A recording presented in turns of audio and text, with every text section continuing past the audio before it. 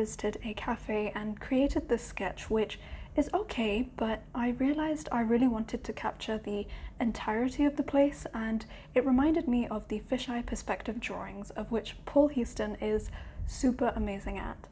I followed and admired his drawings way back from the beginning of my urban sketching days in 2016, but I never actually thought to attempt his drawings until now. Or maybe I did attempt them, but I failed miserably and I never went back and tried again.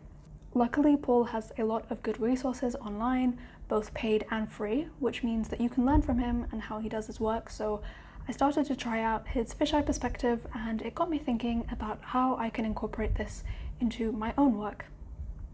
Obviously, Inktober is now here, and I really wanted this month to be a month where I actually learn something new and of course finish it to the end, because to date I have never finished Inktober. I also want one of those nice sketchbooks that you can flip through and just have a nice memory of. I don't generally like the Inktober prompt lists, they're too vague and fantastical for me, so I got the idea for my own personal Inktober prompts whilst doing some exercises to improve my own sketching skills.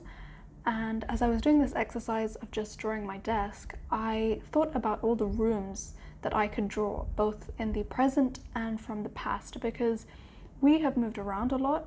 So as a kid, there were several rooms that I remember growing up in and even inhabiting now. So I thought, hey, why don't I just use that as a prompt list? And I've even thought of the name Roomtober. I know, so exciting.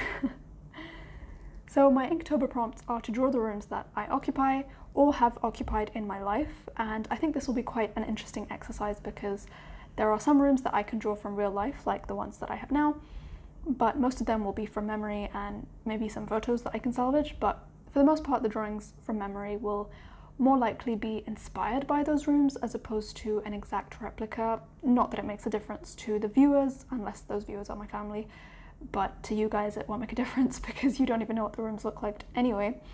But it's more just capturing the feeling of what it was like to be in those specific rooms. I obviously want to learn to use the fisheye perspective more, so that's why I decided to go for the whole room idea. I really want this to be a month where I practice and hone my sketching skills as well as learn a new way of drawing, because I've been so busy, trying different mediums like soft pastel and digital art and all of that stuff. But, I realized that my passion really lies in just drawing and sketching. So I think that's, Inktober is a really good month to focus on that. As for sketchbooks, I'm using this Maruman Soho series sketchbook, which looks really cool and retro, and it takes water pretty well considering it's a lot cheaper than a Moleskine or any other kind of watercolor sketchbook. However, having said that, it doesn't have a fancy cover and I have to be quite careful as the pages rip out quite easily, but for now using it as a practice sketchbook serves my purposes just right.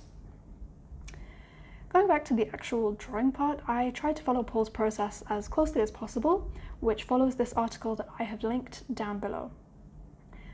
I start off by drawing the grid in pencil and then mapping out the shapes also in pencil and going over it in more detail in pen. I'm not really a fan of grid lines or even drawing in pencil, as I've mentioned in previous videos, but when you're a beginner in a certain skill or you're trying to improve that skill and make these drawings accurate, I think it's best to draw in pencil first, and my hope is by the end of this month I'll be confident enough to just draw without guidelines, though it seems really impossible at this moment in time. After the pen, I started doing my favorite hatching and also laying down some ink work, and for this I use the Winsor & Newton liquid Indian ink with water, which is okay, but I think I would like to test some other brands next time as I just want to compare it.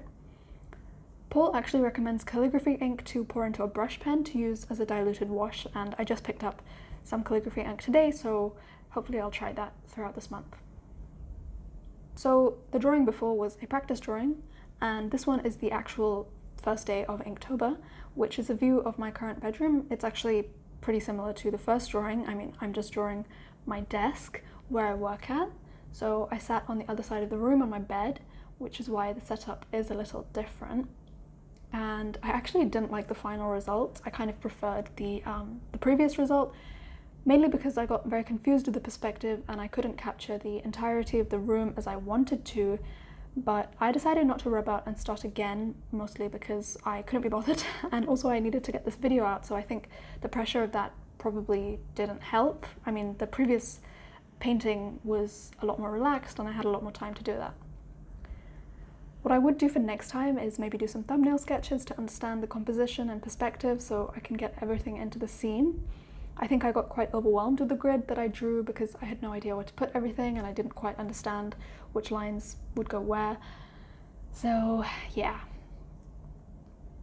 Once I completed the pencil line work in 0.1 micron pen, I then went back to my desk and filled it in with ink work.